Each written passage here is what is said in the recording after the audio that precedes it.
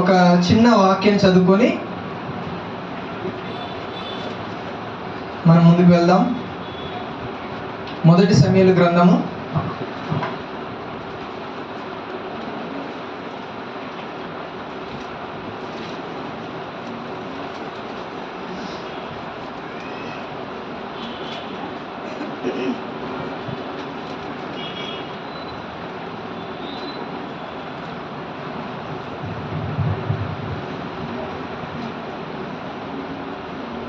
3వ అధ్యాయము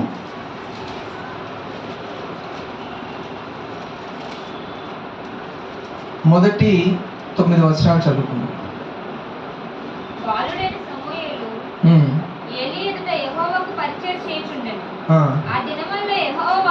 ఆ దినములలో యెహోవా వాక్కు ప్రత్యక్షమగుట అరుదు.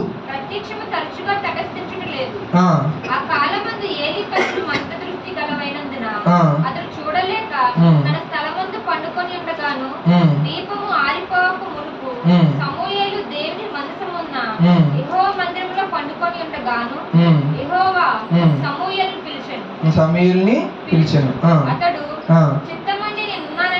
చిత్తమండి నేను ఉన్నానని చెప్పి ఏలీ దగ్గరకు పోయి నీవు నన్ను పిలిచితివి కదా, నేను వచ్చినానను. అతడు నేను పిలవలేదు, పోయి పండుకొనమని చెప్పగా అతడు పోయి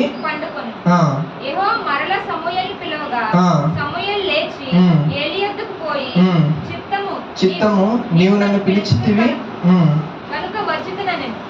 అయితే అతడు నా కుమారుడా, నేను నిన్ను పిలవలేదు, పోయి పండుకొనమనెను. సమూయేలు అప్పటికి యెహోవాను ఎదుర్కొండెను. యెహోవాకు అతనికి ఇంకా ప్రత్యక్షం కాలేదు. యెహోవా 3వ మారు సమూయేలును పిలవగా అతడు లేచి ఏలీ దగ్గరకు పోయి చిత్తము నీవు నన్ను పిలిచితివే, ఇదిగో వచ్చుదనగా ఏలీ యెహోవా ఆ బాలుని పిలిచినని గ్రహించి నీవు పోయి పండుకొమ్ము, ఎవరైనా నిన్ను పిలిచిన ఎడల యెహోవా నీ దాసుడు ఆలకించుచున్నాడు, ఆజ్ఞ నిమ్మని చెప్పమని సమూయేలుతో అనగా సమూయేలు పోయి తన స్థలమందు పండుకొనెను. చాలండి, ప్రార్థన చేసుకుందాం. మహాపరిశుద్ధుడా, నీకు స్తోత్రం చెల్లిస్తున్నాను. చదవబడిన ఈ లేఖనం బట్టి నీకు స్తోత్రములు. ఈ వాక్యాన్ని మేము ధ్యానిస్తుండగా ఈ వాక్యంలోని సత్యాలను మేము అర్థం చేసుకొని మా జీవితాలకు అన్వయించుకొని మేము కూడా ప్రభు తండ్రి నీ స్వరం వినువారుగా చేయమని, నీ ఆత్మ సహాయం చేత ఈ వాక్య పరిచయంతట్లో కూడా తోడుగా ఉండమని యేసు నామంలో ప్రార్థిస్తున్నాము తండ్రి, ఆమేన్. ఇక్కడ చూస్తే హన్నా అనే ఒక స్త్రీ వివాహమై చాలా సంవత్సరాలకి పిల్లలు లేకపోవడం చేత దేవుని మందిరానికి వెళ్ళి ప్రార్థన చేసినందుకు దేవుడు ఒక బహుమానముగా ఒక కుమారుని అనుగ్రహించాడు. తన పేరు సమూయేలు. సమూయేలు అనే పేరుకి అర్థం ఏంటిది అంటే షమా ప్లస్ ఏల్. ఒకవేళ హీబ్రూ భాషలో దాన్ని డివైడ్ చేసినట్లయితే షమా ప్లస్ ఏల్, షమాయేల్ అని చెప్పేసి ఉంటుంది అనమాట. షమా అంటే లిజనర్, వినువాడు అని అర్థం. ఏల్ అంటే గాడ్ అని అర్థం అనమాట. షమాయేల్ అంటే లిజనర్ ఆఫ్ గాడ్, అంటే దేవుని స్వరాన్ని వినేడివాడు అని అర్థం వచ్చే పేరు వాళ్ళ అమ్మ ఆయనకి పెట్టింది. హల్లెలూయా! ఎంత కోఇన్సిడెన్స్గా ఉందండి. తన పేరు అదే ఉంది, తన జీవితంలో కూడా అదే జరుగుతూ ఉంది. హల్లెలూయా! సో వాళ్ళ అమ్మ పెట్టేసిన తర్వాత ఒక 3 పాలు విడిచిన తర్వాత వాళ్ళమ్మ దేవునితో ప్రమాణం చేసుకున్న ప్రకారంగా దేవుడి మందిరంలోకి వెళ్ళి యాజకుడైన ఏలీ దగ్గర ఆయనని ఉంచేసి వెళ్ళిపోతుంది, సమర్పించేసి వెళ్ళిపోతుంది దేవుడి సేవకని. 3 సంవత్సరాల నుంచి జనరల్గా ఈ రోజుల్లో పిల్లలు స్కూల్కి వెళ్ళి రాపోరా బాబు అంటేనే ఏమో రోడ్ల మీద బొరలాడుతూ ఉంటారు, నేను పోనని చెప్పేసి. అలాంటిది 3 సంవత్సరాల పిల్లాడిని, ఒకానొక కొడుకుని దేవుడి మందిరంలో పెడితే, నువ్వు దేవుడి మందిరంలో ఉండాలి నాయనా, దేవుడు నీవు నాకు బహుమానంగా దేవుడు నాకు ఇచ్చాడు, నువ్వు అక్కడ ఉండాలి అని అంటే సైలెంట్గా వెళ్ళిపోయి ఏలి దగ్గర ఉన్నాడండి. ఏడవలేదు, కూలబెట్టలేదు, కింద బొరలాడలేదు, ఏం చేయలేదు, ఉన్నాడు. ఏలి చెప్పినట్టుగా ఆ మందిరంలో పనులు చేసుకుంటా, ఆ ధూపంలో నూనె అయిపోతూ ఉంటే నూనె పోయడము, మందిరాన్ని తూడడము, ఊడడము, ఆ కట్టన్స్ ఏమన్నా ఉంటే ఉతికేయడము, అవన్నీ పనులు చేసుకుంటా ఎంతో చక్కగా మందిరంలో ఉన్నాడు. ఎవరు? సమూయేలు. అయితే ఈ యొక్క ఏలీ యాజకుడు ఉన్నాడు, తనకు పిల్లలు కూడా ఉన్నారు. జనరల్గా ఈయన తర్వాత రావాల్సిన జనరేషన్ వాళ్ళే ఆ పొజిషన్లో. కానీ వాళ్ళు ఎట్లా అయిపోయారంటే దుర్మార్గులుగా అయిపోయారంట. ఏలీ కుమారులు దుర్మార్గులు అయ్యారంట. దేవుని బలిపీఠం దగ్గర మాంసం పెడితే అది కాలుతుండగానే పీక్కొని తినేసేవాళ్ళంట. వచ్చిన మందిరానికి వచ్చిన స్త్రీలతో వ్యభిచారాలు చేసేవాడంట. వాళ్ళందరూ శాపగ్రస్తమైన జీవితంలో వాళ్ళు ఉండేసరికి దేవుడికి చాలా కోపం వచ్చింది. ఇక వాళ్ళతో మాట్లాడడం మానేశాడు. ఎవరితో మాట్లాడము? ఏలితో మాట్లాడము మానేశాడు. ఎందుకంటే నీవు తండ్రివై ఉండి వాళ్ళని సరైన త్రోవలో వారిని నేను పెట్టలేదు, వాళ్ళు తప్పులు చేస్తున్నప్పుడు నువ్వు సమర్థించుకుంటా వెళ్ళిపోయావు కనుక నువ్వు కూడా ఆ పాపంలో పాలిభాగస్తుడు అన్నట్టుగా దేవుడు కోపగించి వాళ్ళతో మాట్లాడమే మానేశాడు. అయితే ఆయన దగ్గర పనిచేస్తూ ఆయన దగ్గర ఒక పరిచారకుడిగా ఉన్న సమూయేలు అనే ఒక బాలుడి దగ్గరికి దేవుని యొక్క స్వరము వెళ్ళిందంట. హల్లెలూయా. యెహోవా స్వరము సమూయేలు దగ్గరికి వచ్చి అంటున్నాడంట, సమూయేలు సమూయేలు అని చెప్పేసి అన్నాడంట. ఆయన ఎక్కడ పడుకున్నాడు? బలిపీఠం ఆ మందసం ఎక్కడైతే ఉంటుందో దాని ఎదురుగానే ఇక దీపస్తంభం ఉంటుంది. అది ఎప్పుడు నిత్యము మండుచుండవాలని దేవుని వాక్యం ఉందన్నమాట. సో అది చూసుకుంటా ఉండాలి. మధ్యలో లేచి నూనె తగ్గిపోతూ ఉంటాడు, నూనె పోస్తూ ఉండాలి, ఆయన పని అది. సో అక్కడే పడుకున్నాడు. ఎక్కడ? దీపస్తంభం ఉన్న దగ్గరలో, బలిపీఠం దగ్గరే ఆయన ఏం చేస్తున్నాడు? శుభ్రంగా పడుకొని దేవుడి దగ్గరగా పడుకొని ఆయన ఉన్నాడు. ఏలీ ఏమో పక్క రూమ్లో ఉన్నాడు. ఆయనకు స్వరం వినబడుతూ ఉంది, సమూయేలు సమూయేలు అనగానే టక్కున లేస్తున్నాడు, వెళ్తున్నాడు. చిత్తగించుము, నన్ను పిలిచితివి కదా, ఇగో నేను వచ్చి తిని అని అంటా ఉన్నాడు. నేను పిలవలేదు నాయన, నువ్వు పోయి పడుకో అని చెప్పేది అంటాడు. రెండోసారి పోతాడు, మూడోసారి పోతాడు. అలాగే 3 సార్లు, దాదాపుగా 4 సార్లు సమూయేలు సమూయేలు సమూయేలు సమూయేలు అని దేవుడు పిలవడం జరుగుతూ ఉంటుంది. ఈరోజు ఈ యొక్క పారాగ్రాఫ్ నుంచి మనం కొన్ని లెసన్స్ మనం నేర్చుకుందాం. దేవుని యొక్క స్వరం గురించి, దేవుని యొక్క మాట్లాడే విధానాల గురించి మనం కొన్ని విషయాలు నేర్చుకుందాం. దేవుని యొక్క స్వరము మొట్టమొదటిది ఏంటంటే, దేవుడి యొక్క స్వరాన్ని వినడానికి ఏజ్ లిమిట్స్ అనేవి లేవు. There is no age limit to listen God's voice. నువ్వు అబ్రహామును చూసుకున్నట్లయితే దేవుని స్వరం ఎప్పుడు ఆయన దగ్గరకు వచ్చిందంటే ఆయన 75 సంవత్సరాలు ఉన్నప్పుడు వచ్చింది. నువ్వు మోషేని చూసుకున్నట్లయితే దేవుని స్వరం ఎప్పుడు ఆయన దగ్గర రీచ్ అయింది అని అంటే 40 సంవత్సరాలు ఉన్నప్పుడు రీచ్ అయింది. నువ్వు ఇర్మియాను చూసుకున్నట్లయితే ఆయన దేవుని స్వరం ఎప్పుడు రీచ్ అయిందంటే బాలుడుగా ఉన్నప్పుడే రీచ్ అయిపోయింది. ఇంకా ఆ యొక్క యేసు ప్రభు పుట్టినప్పుడు అక్కడ ఒక ఆయన పేరు ఏం పేరు అమ్మా, ఏదో ఉంటుంది, ఒక యాజకుడు ఉంటాడు, చాలా వృద్ధాపంలో ఉంటాడు. ఆయనకు దేవుడు వాగ్దానం చేశాడు, నువ్వు దేవుని రక్షకుని నువ్వు చూసి మరణిస్తావు అని అంటాడు. యేసు ప్రభుని చిన్న బాలుడిగా ఉన్నప్పుడు సున్నతి చేయడానికి మందిరాన్ని తీసుకెళ్తే ఆయన వృద్ధాపంలో రేపు చనిపోతాడు, ఒక 10 రోజుల్లో చనిపోతాడు అనే వ్యక్తితో కూడా ఆ రోజు పరిశుద్ధాత్మ దేవుడు ఆయనతో మాట్లాడి మందిరాన్ని నడిపించాడు అక్కడ. అంటే దేవుడు మాట్లాడాలి అనుకుంటే వయసుతో సంబంధము లేదు. ఏ వయసులో ఉన్న వారితోటైనా ఆయన ఏం చేస్తాడు? మాట్లాడగలుగుతాడు. మనం అనుకోవడానికి వీల్లేదు, ఇంకా నా వయసు అయిపోయింది, ఇక నాతోటి ఏం మాట్లాడతాడు అనుకోవడానికి వీల్లే. నువ్వు ఏ వయసులో ఉన్నా సరే దేవుని స్వరం నీ వద్దకి రాగలదు. హల్లెలూయా. ఇక్కడ చూస్తే ఇక్కడ ఏమంటున్నంటే ఇక్కడ సమూయేలు దగ్గరికి ఎందుకు వచ్చింది, ఏలీ దగ్గరికి ఎందుకు రాలేదు, వాళ్ళ కుమారుల దగ్గరికి ఎందుకు రాలేదు అని అంటే, సమూయేలులో ఏముందంటే ఇన్నోసెన్స్ ఉంది. అంటే తనలో ఎటువంటి పాప ప్రబలము ఆయనలో లేదనమాట.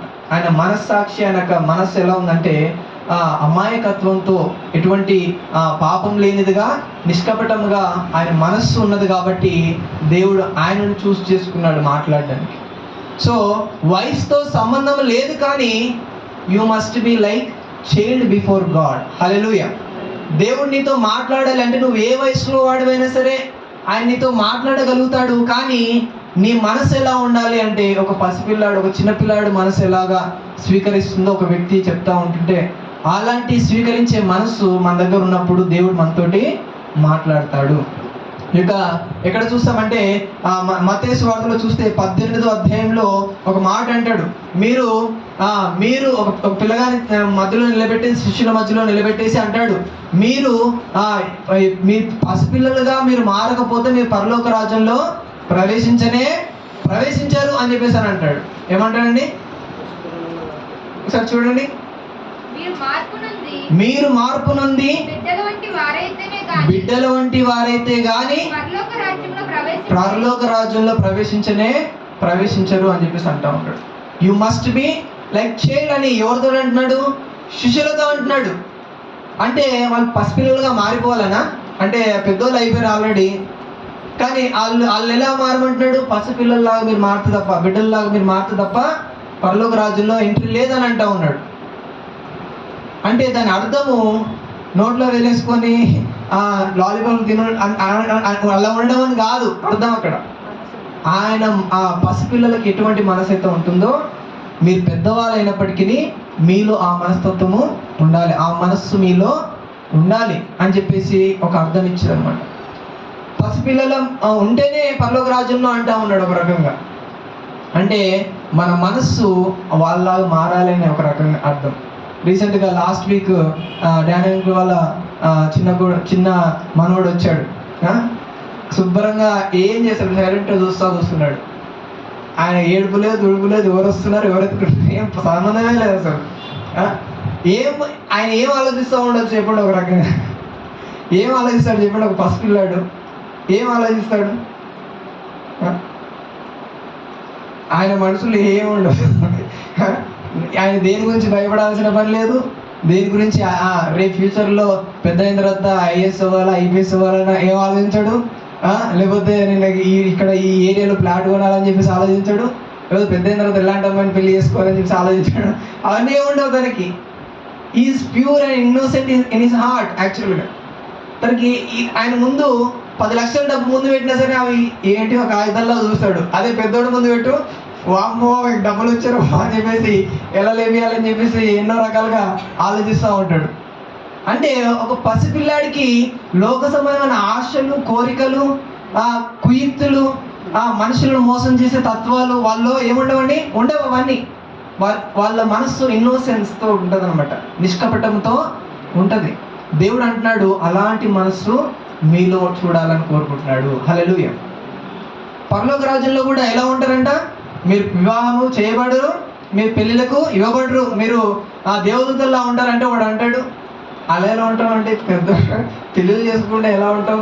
కష్టం కదా పరలోక రాజ్యంలో అంటా ఉన్నాడు. అంటే వాడి మైండ్ ఎట్లా ఉందంటే పరలోక రాజ్యంలో కూడా ఇట్లాంటి ఆలోచనలతోటే, ఇలాంటి దరిద్రంతో ఉంటాం అని చెప్పేసి అనుకుంటా ఉన్నాడు. కానీ దేవుడు ఏమంటే పరలోక రాజ్యంలో మనకి ఎట్లాంటి మనసు ఇవ్వబోతున్నాడంటే పసిపిల్లలకు ఉండే మనసు ఇవ్వబోతున్నాడు. హల్లెలూయా. పసిపిల్లలకు పెళ్లి చేసుకోవాలని ఆలోచనలు ఉంటాయా? పసిపిల్లలకు డబ్బులు సంపాదించాలని ఆలోచనలు ఉంటాయా? ఏముండవండి. నువ్వు బేబీ గోల్ని ముందు తీసుకొచ్చినా సరే వాడికి ఏమనిపిస్తుంది? ఆడుకుంటాడు, నవ్వుతాడు, అంతే తప్ప వాళ్ళ మనసులో ఎటువంటి దురుద్దేశాలు ఏమి ఉండవు. అట్లాంటి మనస్సు పరలోకంలో మనందరికీ ఇవ్వబోతున్నాడు. పెళ్ళిళ్ళతో పని ఏమైంది? హల్లెలూయా, హల్లెలూయా. కాబట్టి దేవుడు అంటున్నాడు దేవుని స్వరం మీ దగ్గర రావాలి అంటే మీ మనస్సు ఎలా ఉండాలంటే పసిపిల్లల మనస్తత్వము, పసిపిల్లల మనస్సు మీలో ఉంటే ఖచ్చితంగా దేవుని యొక్క స్వరం మీ దగ్గరికి వస్తుంది. హల్లెలూయా. రెండోది, దేవుని యొక్క స్వరాన్ని వినాలి అనంటే దేవుడికి దగ్గరగా ఉండాలి. సమూయేలు యొక్క మనస్సు పసిపిల్లల మనసు మాత్రమే కాదు, ఆయన దేవుడికి దగ్గరగా ఉన్నాడంట. దేవుడు మందిరంలో దేవుని బలిపీఠం దగ్గరే పడుకున్నాడంట. ఆయన పనులన్నీ కూడా దేవుని మందిరంలోనే. ఆకలైనప్పుడు ఒక ముద్ద తినేసి వస్తాడు, దేవుని పనిలో ఉంటాడు. ఏం లేదు ఇక తనకి. పడుకోవడం కూడా దేవుడి దగ్గరే పడుకుంటున్నాడు. ఎంత అదృష్టవంతుడండి, ఎంత అదృష్టవంతుడు. దేవుడు మందిరానికి రావాలి అనంటే అమ్మో వర్షం వస్తూ ఉంది, జలుబు వస్తూ ఉంది, ఈరోజు బాగా ఎండ పడుతూ ఉంది, చర్చిలో చాలా వేడి ఉంటుంది అని ఎంతమంది ఎగ్గొట్టే వాళ్ళు ఉన్నారు చర్చి మందిరాన్ని. కానీ దేవుడికి దగ్గరగా ఉండేవాడు ఎప్పుడు మందిరం వెళ్దామా, దేవుడి మందిరంలో ఎప్పుడు గడుపుదామా, దేవుడి వాక్యం ఎప్పుడు విందామా, దేవుని పాటలు ఎప్పుడు పాడదామా అని వారి మనస్సులో ఎట్లా ఉంటుంది అంటే తహతహలు ఆడుతూ ఉంటుంది. ఎవరు? దేవుడికి దగ్గరగా ఉన్నవాడు. దేవుడికి దగ్గరగా లేనివాడు ఏం చేస్తాడు? టైం చూస్తూ ఉంటాడు, ఎప్పుడు వెళ్ళిపోతాం టైం అయిపోయింది, అక్కడ ప్రోగ్రామ్ లేకపోతే ఆ సినిమాకి వెళ్ళేది ఉంది, లేకపోతే మా పార్టీకి వెళ్ళేది ఉంది, ఈ ఆలోచనతో ఉంటారు. బట్ దేవుని దగ్గరగా ఉన్నవాడి ఆశలు ఎట్లా ఉంటుంటే దేవునికి సమీపంగా ఉండాలి. ఎక్కడ మీటింగ్స్ జరుగుతూ ఉంటే ఈరోజు నేను ఖాళీగా ఉన్నాను, దేవుని మీటింగ్లో నేను ఉండాలి, దేవుని ప్రేయర్లో నేను ఉండాలి అని ఆశతో అతను ఏం చేస్తూ ఉంటాడు. దేవుడికి దగ్గరగా ఉండడము అని అంటే మన ఆలోచనలు, మన మనస్తత్వము దేవునికి వాక్యానికి అనుకూలంగా ఉండడము. దేవుడికి దగ్గరగా ఉండడం అంటే చర్చిలో ఉంటేనే దగ్గరగా ఉన్నట్టు కాదండి. కొంతమంది చర్చిలో ఉన్నా సరే వాళ్ళ మనసు ఇక్కడ ఉంటేనే ఉండదు తెలుసా. చర్చిలోనే కూర్చుంటారు, బట్ వాళ్ళ ఆలోచనలు ఎక్కడ ఉంటాయంటే విజయవాడలో ఉంటాయి, లేకపోతే విశాఖపట్నంలో ఉంటాయి, లేకపోతే ముంబైలో ఉంటాయి, ఎక్కడెక్కడో ఉండిపోతాయి. They cannot concentrate on God's words or God's ప్రేయర్లో వాళ్ళు కాన్సన్ట్రేట్ చేయలేకపోతారు. ఇట్ డజంట్ మీన్ దట్ మన చర్చిలో ఉన్నంత మాత్రాన మన దేవుడి దగ్గరగా ఉన్నామని కాదు. అక్కడ మన మనస్సు, మన ఆలోచనలు ఎక్కడ ఉండాలి? దేవుడికి సమీపంగా ఉన్నప్పుడే మనం దేవుడికి దగ్గరగా ఉన్నట్లు. మనం పాపానికి దూరంగా ఉండి పరిశుద్ధతకి దగ్గరగా ఉన్నప్పుడే మనం దేవుడికి దగ్గరగా ఉన్నట్టు. ఇక్కడ చూస్తే ఈ యొక్క సర్వీస్ చేస్తూ ఉన్నాడు, దేవుడి మందిరంలో కార్యాలు చేస్తూ ఉన్నాడు, పనులు చేస్తూ ఉన్నాడు. సో ఆయన ఏం చేస్తూ ఉన్నాడు? దేవుడికి దగ్గరగా ఉన్నాడు. హల్లెలూయా. కాబట్టి దేవుని స్వరం నీ దగ్గరికి రావాలి అంటే నువ్వు ఎక్కడ పడితే అక్కడ ఉంటే దేవుడి మందిరానికి దేవుడి స్వరం వచ్చేస్తుంది అనుకోవడానికి వీలే. చాలామంది ఏమనుకుంటారంటే చర్చికి వెళ్ళాల్సిన పని లేదండి, దేవుడు ఎక్కడైనా ఉంటాడా లేదా, ఇంట్లో కూడా ఉండి మనం ప్రార్థన చేసుకోవచ్చు, చర్చికి వెళ్ళాలని ఏం లేదు అని చెప్పేసి కొంతమంది వాళ్ళే జ్ఞానులు అని చెప్పేసి కొంతమంది వాదిస్తూ ఉంటారు. అలాంటప్పుడు మోషే ద్వారా దేవుడు ఎందుకు ఆ యొక్క ట్యాబర్నకల్ కట్టిస్తాడు? ఎందుకు సొలొమోను ద్వారా దేవుడు మందిరాన్ని ఎందుకు కట్టించాడు? యేసు ప్రభువే స్వయంగా ప్రతి శనివారము ఆ యొక్క సినగోగ్ సమాజ మందిరంలోకి వెళ్ళిపోయి ఎందుకు అక్కడ స్పెండ్ చేస్తూ ఉన్నాడు? ఆయన దేవుడే కదా, ఆయన ఎక్కడ పడితే అక్కడ ఉండొచ్చు కదా. స్టిల్ శనివారం వచ్చిందంటే వాళ్ళ ప్రకారంగా విశ్రాంతి దినం రాగానే వెళ్ళిపోయి దేవుని మందిరంలో ఎందుకు గ్యాదరింగ్ జరుగుతూ ఉంటారు? దేవుని యొక్క మందిరం, దేవుని యొక్క సన్నిధి ఎక్కడ ఉంటుందో మీరు అక్కడ ఉన్నప్పుడు మీకు ఆశీర్వాదం. నువ్వు దేవునికి దూరంగా ఉండి నువ్వు ఎక్కడ ఉండి నేను ఎక్కడున్నా సరే దేవుడు వస్తాడంటే అది కుదరని పని అండి.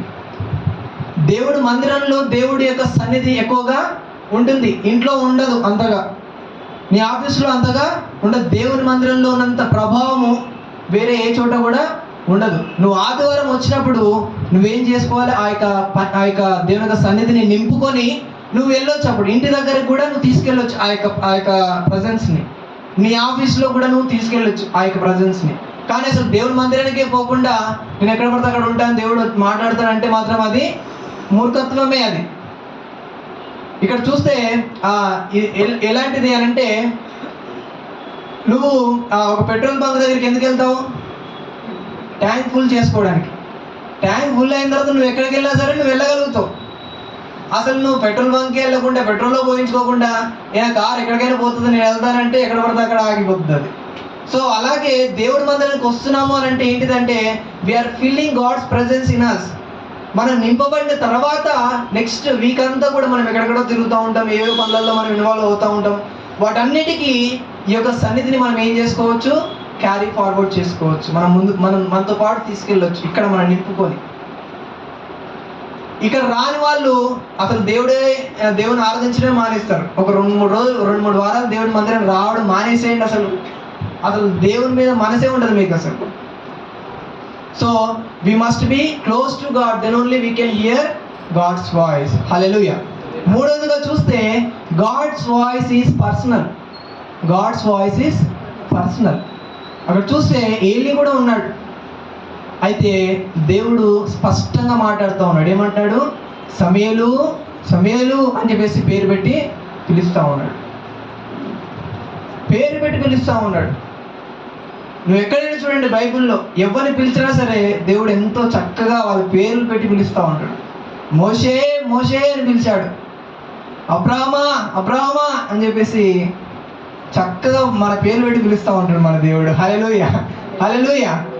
కొంతమంది ఉంటారు ఏమంటారంటే, ఇదిగో దేవుడు నాతో మాట్లాడుతూ ఉన్నాడు, ఇదిగో రెడ్ శారీ కట్టుకుని ఒక సిస్టర్ ఇక్కడ ఉన్నారు, తనకి బ్యాక్ పెయిన్ వస్తూ ఉంది, తన కుటుంబంలో ఎన్నో గొడవలు జరుగుతున్నాయి, ఆత్మ చేసుకోవాలని ఆలోచన ఉన్నది, ముందుకు రండి అని కళ్ళు తెరిచి చూడగానే 100 మంది ఎర్ర చీర కట్టుకున్న వాళ్ళు 100 మంది నిలబడ్డారు. రెడ్ శారీ అన్నాడు. ఒక 1000 మంది 10,000 మంది మీటింగ్ జరుగుతున్నప్పుడు రెడ్ శారీ 10 మందిని కట్టుకున్నారా? అవి ఉండే మనకున్న కలర్లే 10 రంగులు ఉంటాయి దగ్గర. ఒకరు కట్టుకుంటే ఈ చీర నువ్వు కట్టుకుంటే వేరే చీర ఇంకొక కట్టుకుంటుంది. రాగానే ఎంతమంది వచ్చారు అక్కడికి? 10 మంది వచ్చి నిలబడ్డారు. ఇంకా ఎవరితో మాట్లాడినట్టు, ఇక ఏం చేయాలి అర్థం కాక మీరందరూ రండి ఇంకా ఈమెతోటి అని చెప్పేసి ఏదో ఒకటి చేసేస్తూ ఉన్నారు. స్పెసిఫిక్గా ఉంటుంది గాడ్స్ కాల్ అనేది. ఏదో గుంపులో రాయిసినట్టుగా ఉంటుంది, ఎవడికోడు తగులుతుంది ఇట్లా ఇసిరేద్దాం అని చెప్పేసి అనేటట్టుగా ఉండదు. దేవుని మాటలు స్పెసిఫిక్గా ఉంటుంది, పర్టికులర్గా ఉంటుంది. ఎవరితో మాట్లాడుతున్నాడో వాళ్ళు క్లియర్గా ఉంటుంది ఆ మెసేజ్ అనేది. సౌలు ఆయనతో పాటు ఎంతో మంది గ్యాంగ్ వెళ్తూ ఉన్నారు. గుర్రం మీద వెళ్తున్నవాడా అని చెప్పేసి అనలే, సౌలా సౌలా అని చెప్పేసి పేరు పెట్టి పిలిచిండు అక్కడ. God called with name actually. Hallelujah. So గుంపులో రాయేసే వాళ్ళ మాటలు ఎప్పుడు కూడా నమ్మోదు, అవసరం లేదు. వాళ్ళ ప్రవచనాలు మనకి అవసరం లేదు. దేవుడు స్పెసిఫిక్గా మాట్లాడతాడు, క్లియర్గా ఎవరికి ఆ మెసేజ్ కన్వే చేయాలనుకుంటున్నాడో వాళ్ళ పేర్లు పెట్టి పిలుస్తూ ఉంటాడు. హల్లెలూయా.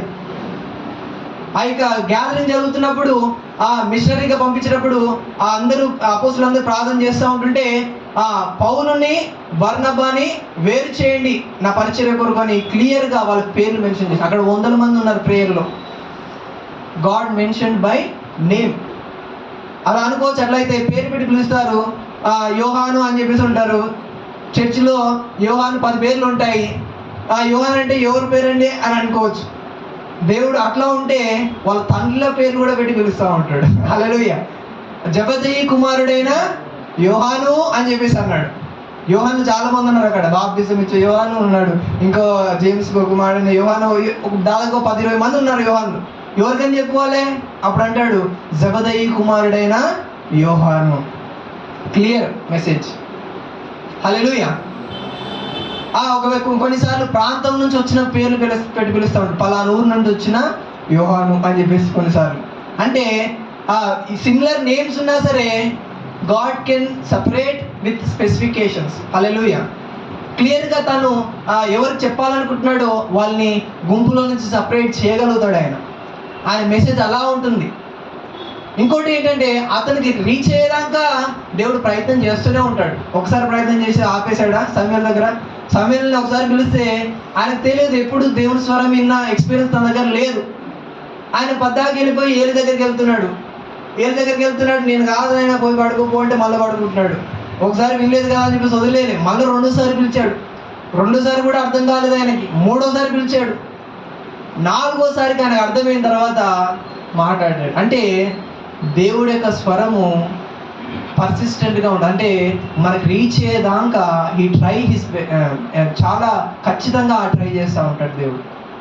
చాలాసార్లు నీతో ఎలాగైనా సరే ఆ మెసేజ్ కన్వే చేయాలి, నీకు అర్థమయ్యేటట్టుగా చెప్పాలి అని రకరకాల విధాల్లో నుంచి దేవుడు ఏం చేస్తూ ఉంటాడు? చెప్పడానికి ఎప్పుడు ప్రయత్నం చేస్తూనే ఉంటాడు. ఒకసారి మిస్ అయిపోతే గాడ్ ట్రైస్ టు ఈ సెకండ్ టైం కూడా దేవుడు ఏదో ఒక రకంగా నీకు ఆ మెసేజ్ని కన్వే చేయడానికైనా ప్రయత్నం చేస్తూ ఉంటాడు. హల్లెలూయా. సో దేవుడి యొక్క వాయిస్ అనేది స్పెసిఫిక్గా మాట్లాడతాడు. ఎవరితో మాట్లాడినా స్పెసిఫిక్గా ఉంటుంది, పర్టికులర్గా ఉంటుంది, పర్సనల్గా ఉంటుంది. హల్లెలూయా. 3వదిగా చూస్తే దేవుని యొక్క స్వరము ఏంటంటే కొన్నిసార్లు మనం రికగ్నైజ్ చేయకపోవచ్చు కూడా. కొన్నిసార్లు దేవుని యొక్క స్వరాన్ని మనము రికగ్నైజ్ చేయకపోవచ్చు. సమూయేలు విషయంలో రికగ్నైజ్ ఆయన చేయలేకపోయాడు. తనకి ఎటువంటి ఎక్స్పీరియన్స్ లేదు. అంటే దేవుని యొక్క పనిలో ఉన్నాడు ఆయన. దేవుని మందిరం పనులే చేస్తున్నాడు కదా, దేవునికి సమీపంలో ఉన్నాడు. దేవుని యొక్క పరిచారకులతోటే, దేవుని యొక్క సేవకులతోటే ఉన్నాడు. Still he cannot recognise God's voice. అలాంటి ప్రమాదాలు కూడా మనలో ఉంటాయి. కొన్నిసార్లు మనం దేవుని పనిలో ఉంటాము, దేవుని పాటలు పాడతాము, దేవునికి ప్రార్థనలు చేస్తూ ఉంటాము, దేవునికి వాక్యాన్ని బోధిస్తూ ఉంటాము. Still there is a chance that we cannot recognise God's voice. కొన్నిసార్లు మనం దేవునికి వాక్యాన్ని, దేవుని స్వరాన్ని మనము అర్థం చేసుకోలేము. మనం దేవుని దగ్గరగా ఉన్నంత మాత్రాన, దేవుని పాటలు పాడినంత మాత్రాన, దేవుని వాక్యాన్ని బోధించినంత మాత్రాన, దేవుని సన్నిధిలో ప్రార్థన చేసినంత మాత్రాన మనకు అర్థమవుతుంది అనడానికి వీల్లేదు. దేర్ ఆర్ ఛాన్సెస్ కొన్నిసార్లు we cannot recognise God's voice. కొన్నిసార్లు మనుషుల ద్వారా దేవుడు చెప్పించాడు అనుకోండి, కొంతమంది ఏమనుకుంటారు, ఆయన మాట ఎందుకు నమ్మాలా, ఆయన మాట ఎందుకు వినాలా అని చెప్పేసి కొన్నిసార్లు అనుకుంటా ఉంటారు. దేవుడు ఏదైనా వాక్యం ద్వారా మాట్లాడుతున్నాడు అనుకోండి, ఇది కాదు ఇది వద్దు అని చెప్పాను అనుకోండి, ఆ జనరల్ మాటలే అవి నాకే కాదులే అని చెప్పేసి కొంతమంది అనుకుంటా ఉంటారు. So there are many chances that we miss God's voices many times. మనం చాలాసార్లు దేనికి స్వరాల్ని మిస్ అయిపోతూ ఉంటాం, అర్థం చేసుకోకుండా పోతూ ఉంటాం. ఎలా అర్థం చేసుకోవాలండి? దేవునికి స్వరం ఇదే అని ఎలా తెలుస్తుంది మనకి? మనుషుల మాటలా, దేవుని మాటలా, సాతాను మాటలా, మన ఆలోచనలా అని చెప్పేసి ఎలా తెలుస్తుందండి మనకి అనంటే, దేవుని మాటల్లో ఏముంటుందండి? క్లారిటీ ఉంటుంది, డౌట్స్ ఉండవు, దాంట్లో కన్ఫ్యూజన్ ఉండదు. ఒక ఆమె అన్నది, నేను బైబిల్ ట్రైనింగ్ చేయడానికి ముందు ప్రార్థన చేస్తూ ఉన్నారు, అందరూ ప్రార్థన చేస్తూ ఉంటుంటే ఒక ఆంటీ వచ్చేసి ఆమె, దేవుడు మాట్లాడండి అయ్యా, నాకు నీ గురించి ప్రార్థన చేస్తూ ఉంటుంటే, మీ బైబిల్ కోసం కాలేజ్ కోసం ప్రార్థన చేస్తూ ఉంటుంటే దేవుడు నాకు ఒక ప్రాంతం చెప్పాడంటే ఏం పేరు అని చెప్పేసి అన్న. అనంతపురం హైదరాబాద్ అన్నది. ఏంటిది? అనంతపురం హైదరాబాద్ అన్నది. అనంతపురం ఎక్కడ, హైదరాబాద్ ఎక్కడ? చెప్తే హైదరాబాద్ అని చెప్పాలి, లేకపోతే అనంతపురం అని చెప్పాలి. రెండెందుకు చెప్తాడు అసలు అని చెప్పేసి నాకు పిచ్చెక్కిపోయింది. అసలు నాకు అర్థం కాకుండా సరేలే అమ్మా, సరే అని చెప్పి వదిలేసిన. నేను ప్రార్థన చేసుకున్నా, ప్రభా నాకేం అర్థం కావట్లేదు, నేను ఒక దైవ సేవకుడి దగ్గరికి వెళ్తున్నా, నీవు ఆయనలో ఉండి నాకు ఒక డైరెక్షన్ చూపించు, నీవే చెప్తున్నావు నేను నమ్ముతాను అని చెప్పేసి ప్రార్థన చేసుకొని ఒక దైవ సేవకుడి దగ్గరికి వెళ్ళాను. ఆయన ఏపీ బైబిల్ కాలేజ్ అని మియాపూర్లో ఉన్నదనమాట. సో అక్కడికి ఆయన రిఫర్ చేశాడు, ఆయన చెప్పాడు, కానీ నాతో చెప్పలేదు. నేను సడన్గా అన్ని కాలేజెస్ వెళ్తే అక్కడికి పోయినప్పుడు నాకెందుకో నాకు కూడా నా యొక్క మనసాక్షి కూడా ఇక్కడ చేయాలని ఒక ప్రేరేపణ కలిగింది. ఆ ప్రిన్సిపల్ దగ్గరికి వెళ్తే ఇట్లా అడ్మిషన్స్ ఉన్నాయా సార్ అని అంటే, నిన్ను అబ్రహాం వెస్లీ గారు పంపించారా నిన్ను అని చెప్పేసి అన్నాడు. అబ్రహాం వెస్లీ గారితో నేను కలిసింది కరెక్టే, కానీ ఆయన నాకేం చెప్పలేదు, ఈ కాలేజీకి వెళ్ళి మాట్లాడిన ఆయన ఏం చెప్పలేదు. నా అంతటి నేనే వెతుకుతూ ఉండి నాకెందుకో అక్కడ ప్రేరేపణ కలిగి వెళ్ళిపోయా. సో అక్కడికి వెళ్తే ఆయన ఆల్రెడీ ఆ కాలేజ్తో మాట్లాడాడంట నా గురించి, కానీ నాతో చెప్పలేదు. నేను యాక్సిడెంటల్లీ నేను అక్కడికి వెళ్ళిపోయా. నా మనసాక్షి కూడా ఇక్కడ చేయాలని ఒక ప్రేరేపణ కలిగింది. సో ఈ రెండు అయిపోయిన తర్వాత ఈ విషయం చెప్పేసరికి ఆ ఆంటీ అంటది, అయ్యయ్యో అనంతపూర్ కాదయ్యా మియాపూర్ అంటది, మియాపూర్ హైదరాబాద్ అయ్యా అని చెప్పేసారంటది. అంటే సో దేవుడు మాటల్లో ఏముండదండి, కన్ఫ్యూజన్ ఉండదు, క్లారిటీ ఉంటుంది, దాంట్లో భయాందోళన ఉండదు, పీస్ఫుల్గా ఉంటుంది. నువ్వు దేవుడు చిత్తమే అయితే, దేవుడు స్వరమే అయితే అది నీలో ఏముంటుంది? పీస్ఫుల్నెస్ ఉంటుంది, సమాధానంగా ఉంటుంది, కలవరం గలిబిల్లి భయాందోళనలు అట్లా ఏమి ఉండవు. పీస్ఫుల్గా ఉంటుంది మన మనస్సు, ఎందుకంటే ఇట్ ఈస్ గాడ్స్ వాయిస్ ఎప్పుడు కూడా మనకి సమాధానాన్ని కలిగజేస్తుంది. అదే సాతానుడి వాయిస్ గలిబిల్ని, కలవరాల్ని, భయాందోళనని కలగజేస్తూ ఉంటుంది. ఇంకోటి, గాడ్స్ వాయిస్లో ప్యూరిటీ ఉంటుంది, పరిశుద్ధత ఉంటుంది. పాపానికి ఎప్పుడు కూడా ఆయన దారి తీయడు. ఆయన స్వరంలో ఎప్పుడు కూడా పాపానికి దారి తీసినట్టుగా ఆయన స్వరం ఉండదు. ఒక వ్యక్తిని పరిశుద్ధతలో నడిపిస్తాడే తప్ప దేని ఒక స్వరము అపవిత్రతలోనికి, పాపంలోనికి అది ఎప్పుడు కూడా నడిపించదు. సో ఇవి గుర్తుపెట్టుకోవాలి. నీ మనస్సాక్షి చెప్తుందా, నీ ఆలోచనలు, నీ డిజైర్స్ చెప్తా ఉన్నాయా, లేకపోతే దేవుడు స్వరం చెప్తా ఉన్నాడా, లేకపోతే సాతాను చెప్తున్నాడా అనేది నీకు నువ్వుగా విశ్లేషణ చేయాలి. ఎలా తెలుస్తుందని నాకు అంటే, ఒక భక్తుడు అంటాడు, more you read the Bible more you recognise God's word అంటా ఉన్నాడు. అంటే నువ్వు ఎంత ఎక్కువగా దేవుని వాక్యం చదువుతూ ఉంటావో అంత ఎక్కువగా దేవుని స్వరాన్ని నువ్వు అర్థం చేసుకోగలుగుతావు. అసలు బైబిల్ వాక్యాలే చదవకుండా, దేవుని యొక్క సన్నిధిలో దేవుని యొక్క వాక్యాన్ని ధ్యానం చేయకుండా, ఎప్పుడో ఒకసారి వచ్చేసి దేవుడు నాతో మాట్లాడు అని చెప్పేసి అంటే అసలు అది పిచ్చితనమే కదా. నువ్వు అసలు దేవుడితో ఆ సంభాషణ ఏది? అసలు దేవుడు మాటలు ఎలా ఉంటాయి నీకు తెలుసా?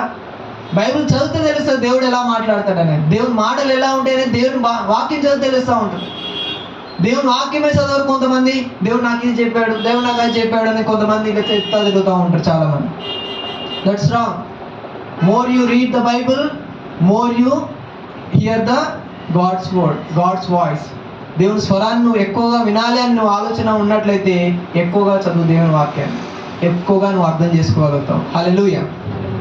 ఐదవదిగా చూస్తే దేవుడి స్వరాన్ని వినడానికి, దేవుడి స్వరాన్ని అర్థం చేసుకోవడానికి మనకి మెంటర్స్ కూడా అవసరము.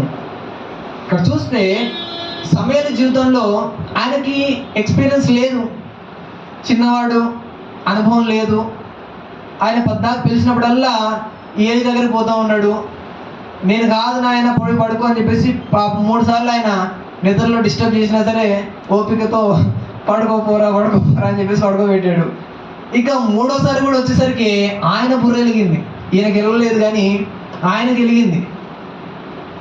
దేవుడు మాట్లాడుతున్నాడు బహుశా అని చెప్పేసి అర్థం చేసుకొని, ఎందుకంటే he had experience of God's voice. ఆయనకు అంతకుముందు దేవుని యొక్క స్వరం వినే ఎక్స్పీరియన్స్ తనకు ఉంది కాబట్టి తను గ్రహించగలిగాడు. ఓహో, సంథింగ్ ఈజ్ ఫిషీ. ఇక్కడ ఏంటిది, దేవుడు ఆయనతో మాట్లాడుతున్నాడు అని చెప్పేసి ఏమంటాడంటే, ఈసారి కనుక ఎవరైనా నిన్ను పిలిస్తే ప్రభువా నీ దాసుడు ఆలకించుచున్నాడు, ఆజ్ఞ ఇమ్ము అని చెప్పేసి అని చెప్పేసి అన్నాడు. గైడెన్స్ ఇస్తూ ఉన్నాడు పిల్లాడికి. ఈసారి కనుక ఎవరైనా నేను పిలిచారనుకో, నీ దాసుడు ఆలకించుతున్నాడు, ఆజ్ఞాపించు ప్రభువా అని చెప్పేసి అన్నాడు. అదే ప్రకారంగా పోయాడు. నెక్స్ట్ టైం అదే వాయిస్ మళ్ళా వినబడేసరికి ఆ దైవజనుడు చెప్పినట్టుగానే అన్నాడు. ఏమని, నీ దాసుడు ఆలకించుతున్నాడు, ఆజ్ఞాపించు అనగానే దేవుడు మాట్లాడడం స్టార్ట్ చేశాడు. హల్లెలూయా. దేవుడు స్టార్ట్ చేశాడు, ఇక జీవితాంతం మాట్లాడుతూనే ఉన్నాడు తనతోటి. Hallelujah. Once you recognise God's voice, you cannot be మళ్ళీ డిసీవ్ చేయడానికి వీల్లేదు. కానీ నువ్వు ఏ విషయంలో ఎప్పుడు కూడా నువ్వు ఇక మళ్ళీ మోసపోలేవు. ఎందుకంటే already you heard how his voice will be. ఎలాగ తను మాట్లాడుతాడు నీకు అర్థమైనప్పుడు నిన్ను ఇంకా ఎవరు ఏ స్వరం నిన్ను మోసం చేయలేదు. You can understand throughout your life. Hallelujah. దానికి మొదటగా ఏం కావాలంటే ఒక గైడెన్స్ ఇచ్చే వ్యక్తి నీకు కావాలి. ఒక ఆత్మీయులు నీకు, ఒక నాయకులుగా నీకు ఉండాలి. మన నాయకులు కూడా చెప్తా ఉంటారు, అమ్మగారు చెప్తా ఉంటుంది ఏంటంటే, జాయ్ చిరియన్ అమ్మగారు నాకు ఆత్మీయురాలు, ఆమె నాకు గైడెన్స్ ఇస్తారు. వాళ్ళు ఆమె అనుభవం ఉన్న వ్యక్తి, దేవుడితో ఆ సావాసం కలిగిన వ్యక్తి, దేవుని యొక్క స్వరాన్ని విన్న వ్యక్తి. తనకు తెలుసు కాబట్టి ఏదైనా మిస్అండర్స్టాండ్ అయ్యి ఏదైనా పొరపాటు చేస్తే ఆమె గైడెన్స్ ఇవ్వగలుగుతుంది. లేదు దేవుడి చిత్తం చేయండి అని చెప్పేసి ఒక పుషప్ ఇవ్వగలుగుతుంది. సో ప్రతి ఒక్కరు కూడా మనకు మనమే కొన్నిసార్లు దేవుడు వాయిస్ అని చెప్పేసి కొన్నిసార్లు మనకు మనమే భ్రమపడి కొన్నిసార్లు రాంగ్ స్టెప్స్ తీసుకునే ప్రమాదం కూడా ఉంటుంది. So you must have spiritual mentors. అంటే ఆత్మీయంగా నీకంటూ ఒక నడిపింపును లీడింగ్ ఇచ్చేవాళ్ళు, ఒక నడిపింపుని అనుగ్రహించే వాళ్ళు ఒకరు ఉండాలని. ఆత్మీయులు, మంచి వ్యక్తులు, నిజంగా స్పిరిచువల్గా ఉండే వ్యక్తులు నువ్వేం చేయాలి, వాళ్ళతో ఒక మెంటర్స్గా నువ్వు పెట్టుకోవాలి. నీకు దేవుడు ఏదైనా చెప్తున్నప్పుడు వాళ్ళతో షేర్ చేసుకోవాలి. వాళ్ళు అర్థం చేసుకుంటారు ఇది కరెక్టా రాంగా, వీళ్ళు ఏమైనా పొరపాటు పడుతున్నాడా లేకపోతే నిజంగానే దేవుని యొక్క గైడెన్సా అనేది వాళ్ళకి అర్థమైపోతుంది. So they can show you the direction. You can proceed అవ్వచ్చు. ఇక్కడ వద్దు మరొకసారి ఆలోచిద్దాం, మళ్ళీ ప్రార్థన చేద్దాం, ఇంకోసారి క్లారిటీ తెచ్చుకుందాం అని వాళ్ళు ఏం చేయగలుగుతారు, నీకు గైడెన్స్ ఇవ్వగలుగుతారు. So that you can not take wrong steps. దేవుడు మాటనే అనుకుని కొన్నిసార్లు రాంగ్ స్టెప్స్ తీసుకునే ప్రమాదం కూడా ఉంటుంది. సో అలాంటి టైంలో అనుభవాలు కలిగి ఉన్న ఒక దైవ సేవకుల్ని మెంటర్స్గా మనము ఏం చేయాలని పెట్టుకోవాలి. హల్లెలూయా. ఇక్కడ చూస్తే ఆయన అదే పని చేశాడు. సమూయేలుకి స్పిరిచువల్ మెంటర్ ఉన్నాడు అక్కడ, ఏలి. సో ఆయన చెప్పినట్టుగానే ఆయన చేశాడు. అప్పటి నుంచి ఆయన దేవుడి స్వరాన్ని వినడము మొదలుపెట్టాడు. సో మనకు కూడా ఆత్మీయులుగా ఉండే వ్యక్తులు మనకు కూడా అవసరము. కాబట్టి దేవుని యొక్క స్వరంలో ఇవన్నీ ఉన్నాయి. దేవుని యొక్క స్వరము పర్సనల్. ఆయన వ్యక్తిగతంగా ఎవరితో మాట్లాడాలనుకుంటున్నా వాళ్ళతో మాట్లాడగలుగుతాడు. దేవుని స్వరంలో ఏముండదండి, ఆ ఏజ్ లిమిట్ ఉండదు. ఎవరితోటైనా ఆయన మాట్లాడతాడు. ఇంకోటి, దేవుడి యొక్క స్వరం ఎవరికి వినపడుతుందంటే ఎవరు దేవునికి దగ్గరగా ఉంటారో వాళ్ళకే దేవుని యొక్క స్వరము వినపడుతుంది.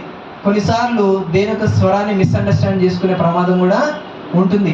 అర్థం చేసుకోలేని ప్రమాదం కూడా ఉంటుంది. సో నువ్వు అర్థం చేసుకోవాలంటే ఎక్కువగా నువ్వేం చదవాలి? దేవుని యొక్క వాక్యాన్ని చదవాలి. సో కొన్నిసార్లు దేవుని యొక్క వాక్యాన్ని, సాతానిక మాటల్ని, మన మాటల్ని కొన్నిసార్లు డిఫరెంట్ చేసుకోలేకపోతూ ఉంటాం. మన వాయిసా, దేవుడి వాయిసా, సాతాను వాయిసా అనేది కొన్నిసార్లు మనము క్లారిటీ రాని పరిస్థితిలో వి మస్ట్ హ్యావ్ ఎవరు ఉండాలి? స్పిరిచువల్ మెంటర్స్ అనేవాళ్ళు మనకి ఉండాలి. అప్పుడు మనం కరెక్ట్ వేలో మనము డెసిషన్ తీసుకోగలుగుతాము, కరెక్ట్ వేలో మనము నడవగలుగుతాము. హల్లెలూయా. దేవుడి ఈ మాటలు దేవుడు దీవించి ఆశీర్వదించుగాక. అందరూ కూడా తల వంచినట్లయితే ప్రార్థన చేసుకుందాం. స్తోత్రం, స్తోత్రం, స్తోత్రం, స్తోత్రం, స్తోత్రం. హల్లెలూయా, హల్లెలూయా, హల్లెలూయా. నిజమే ప్రభువా, నీకు స్తోత్రం. నువ్వు మాట్లాడే దేవుడు, అందరితో నువ్వు మాట్లాడతావు. ఏజ్ లిమిట్స్ లేవు నీ దగ్గర, ఎవరితోటైనా మాట్లాడతావు. కానీ పసిపిల్లల మనసు మాకు దయచేయండి, వినగలిగే మనసు మాకు ఇవ్వండి, నీకు దగ్గరగా ఉండే కృప మాకు దయచేయండి. హల్లెలూయా, హల్లెలూయా. మాట్లాడే ప్రభువా నాతో మాట్లాడు, నా అడుగులు తడబడకుండా. మాట్లాడే ప్రభువా నాతో